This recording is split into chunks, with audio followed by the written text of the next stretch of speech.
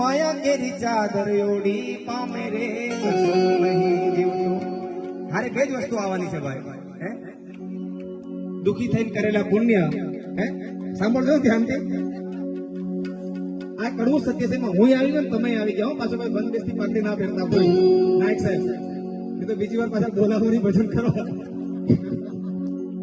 કેમ કે આ સ્ટેજ એવું છે, કડવું સત્ય કેવું પડાય છે. પણ શરૂઆત પેલા મારાથી થાય ભાઈ. બધા આવી ગયા આપણે.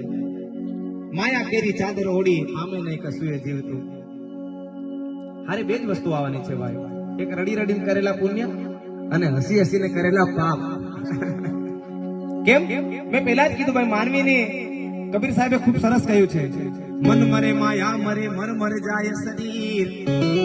સાહેબ, મન મરે માયા મરે મર મર જાય શરીર. સાલીબેન પણ આ સાત કૃષ્ણ નવ મરે કહ ગઈ દાસ કબીર. હે ને આપણે બધું જાણીએ છીએ. એ સરસ મજાના બેઠા છે. એક દિવસ તો મૃત્યુ આવવાનું છે. આ યમરાજા કોઈને છોડવાના નથી, બધું ખબર છે. પણ બધું જાણવા છતાં મિલાતી નથી માયા. બધું જાણ હે અજબ આ જગત છે અને ઊંડાએ ન પાયા.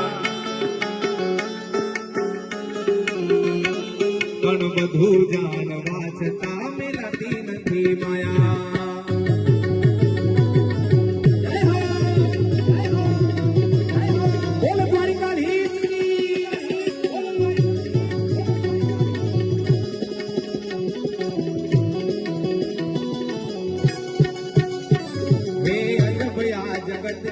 અને ઊંડાએ ના પાયા.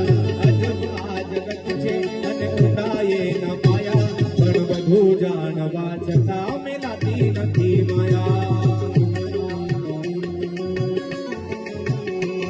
હે માયા માયા માયા માયા માયા માયા. બધું જાણવા છતાં મિલાતી નથી માયા માયા.